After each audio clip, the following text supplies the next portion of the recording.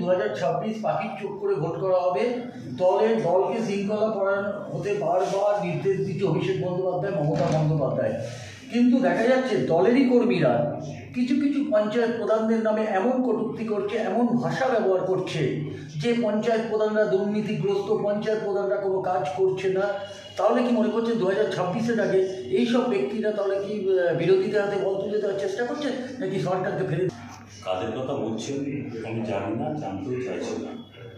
যারা করছে তাদের সম্পর্কে আপনাদের একটু খোঁজ নেওয়ার দরকার আছে।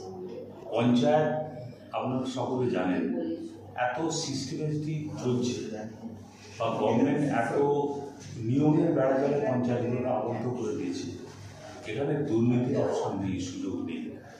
যারা বলেছে তাদের অতীত সম্পর্কে জানা দরকার।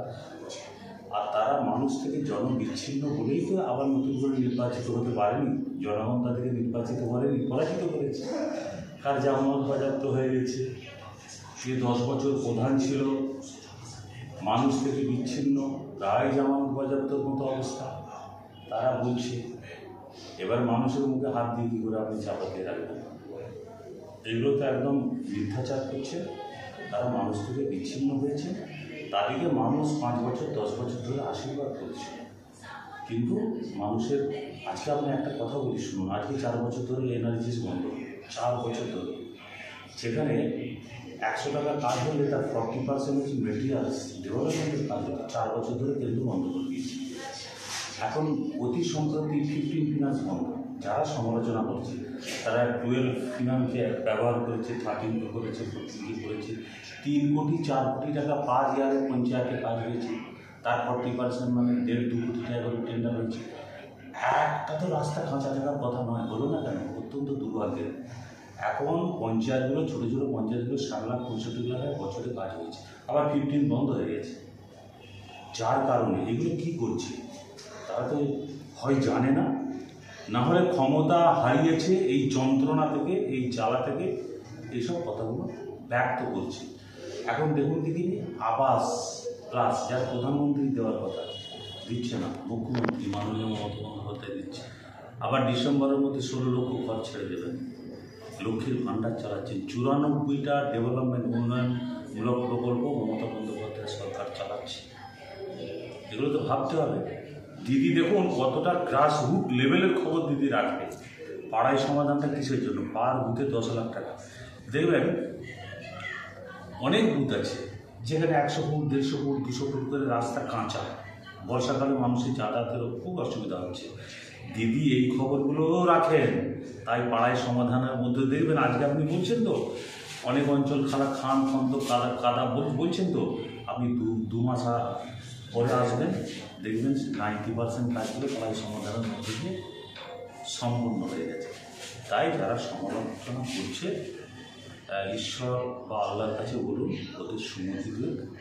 ওরা ক্ষমতা হারিয়েছে, ওরা মানুষ থেকে বিচ্ছিন্ন হওয়ার কারণেই হতাশা থেকে, ক্ষোভ থেকে, ক্রোধ থেকে এইসব অভিযোগগুলো করছে। একদম অবাস্তব কথা বলছে। অভিযোগ আজকে বারবার আঙুল তুলছে, আজকে সেই সত্যতা কি প্রমাণ হতে চলেছে? কি কারণে আজকে তাদের বিরোধীরা কি বলছে বলুন? বিরোধীরা অভিযোগ কল আছে, জল নেই। যে কলগুলোতে জল নেই খোঁজ নিয়ে দেখুন তারা মনে হয়েছে। যে রাস্তাগুলো আজকে যে রাস্তাগুলো হয়ে যাওয়া উচিত ছিল সে রাস্তাগুলো হয়নি। আমি দেখুন, আমি দলের দায়িত্বশীল কর্মী, আমরা কারো নামে অভিযোগ করব না, অভিযোগ করতে চাই না। প্রদেয় ক্ষমতা বা দায়িত্ব যেটা জনগণ দিয়েছে আমরা তার মর্যাদা রক্ষা করার চেষ্টা করি। আমরা অবাস্তবভাবে অযৌক্তিকভাবে কাউকে অভিযুক্ত করব না, কারণ আমি সমালোচনাও করব না। কিন্তু আমরা বলবো সমালোচনা করা উচিত ভেবে চিন্তে, সমালোচনা করা উচিত গঠনমূলক। হতাশাটাকে সমালোচনা করলে লাভ নেই, কেন মানুষ জেনে যাবে, মানুষ সব জানে।